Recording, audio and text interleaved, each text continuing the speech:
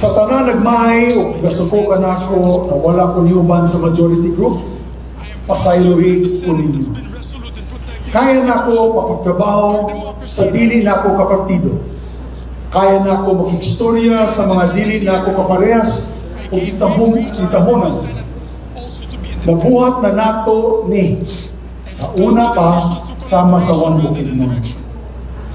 Kaya ang politika, kinahanglan adunay gyapon respeto, pagtinabangay o delikadesa. Pero lahi ang kontra sa politika o lahi ang traidor. Katong lisaad, pero nagtalikod sa panahon na kinahanglan ng barugan ang ilang gisulti, mao ka na ang buka. Katong Senate President ako, na ay mga kauban ako na gitanaw diretso sa akong mga mata o lisaad ka na. Ang pinusab sa katong akong birthday celebration sa Bukidnon. Yan tong 2024 na Ben and Ben concert dito sa atong stadium sa Malaybalay. Napaganin dito nag-ingon, handog sa kamatayon ang akong suporta kay Senator Rick Zubiri. Napay nagsulti na, he is the best Senate President ever. Pero wala pa gani tuloy ka semana, nibiya na sila kanako. Isaad man ang ako amigo, ako kumpadre na si Bato de la Rosa. Isaad po ang atong amigo na Senator Bongo. Bisa gani si Senator Amy Marcos. Isaad po, naaman din sila dito o nakarecord na tanan, namo tanan, media. Ang 20,000 audience. Pero thank you very much, Senate President Juan Miguel ang tinuod, wala kong ibiya sa upat at that time. Dili ko mapangtang isip Senate President. Thank you O ka ng tinuod. Kaya nabili na lang itong panahon na 3 weeks after my birthday, Senate President 8 na lang may nabili sa akong grupo. Kung wala sila nagbiya sa ako, itong upat, si Ivy, Bato, Bongo, kung bisan nga ni si Robin Padilla, na Mindanao Club Contract at tanan, dili ko matangtang isip presidente sa Senado nagikan sa Mindanao. Tungkol sa ilang pagluib, sa ilang pagtraidor, na what ano Senate President ang Bukidnon. Mauna ang kamaturan o walay bisan unsang rason sa politika makapanas ka na. Dili ta plastic, natay prinsipyo.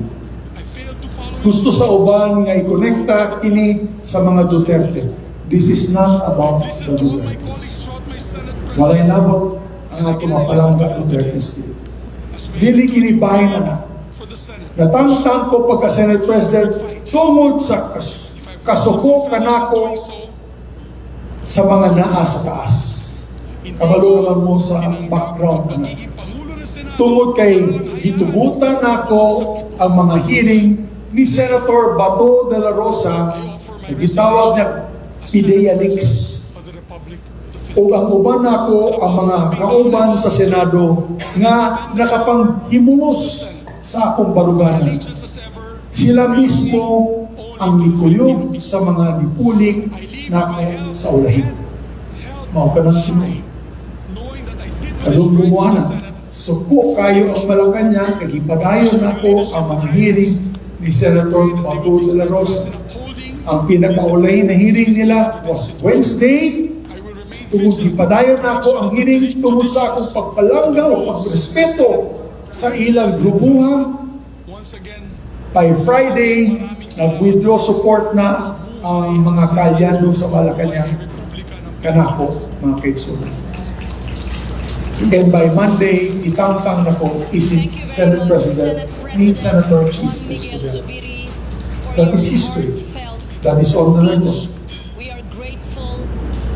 So, sakit sa akong dughan na magpuyog sa mga tawhana na nag-traidor ka na. Pasayluhin lang po mga kaitsun. Dili sa Bukidnon. Bahala na uban mga probinsya, bahala na uban mga lugar. ang mga katawhan na dili sa Bukidnon kay palangga nato ang mga katawhan sa Bukidnon. Pasaylohin ko kay dili na ko nagpakaon.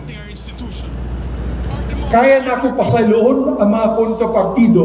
As I mentioned, Governor O'Neill and I, o uban mga kontrapartido sa eleksyon tungod sa among pagpalangga sa Bukidnon, nagtukod ni Juan Bukidnon. Karon po kayo ang pagdala sa local politics sa Bukidnon. Pero dili na ako kaya na maghatag o pasaylo sa o makalibot sa atong mga nag-trader ka na. Ingon ana sa politika, kung talikod ka gani sa usa ka tawo sa panahon sa pagsulay, dili na nimo basta-basta isalig ka niya ang sunod nga laban. Labaw na kung ang nakataya, dili lang posisyon, kundi prinsipyo, pulong o ang integridad sa institusyon. Sa tinuod lang, kaduwa na ni nahitabo, kaduwa na ko hibiyaan, kaduwa na ning pagpaidor. Isultihan na ako ang atong mga grupo kagina na pagsulod sa 20th Congress, ioperan ko sa ilang grupo na mubalik ko pagka-Senate President. Wala pa'y duwa ka adlaw, nakakuha ko itong suporta sa among grupo dito. Wala nila gipadayon, ibalik nila kay Senator Escobar. Sakit kayo sa tulungan. I cannot understand why na taga-Mindanao ako, fair mo ko sa ilas na dili ko nila suporta.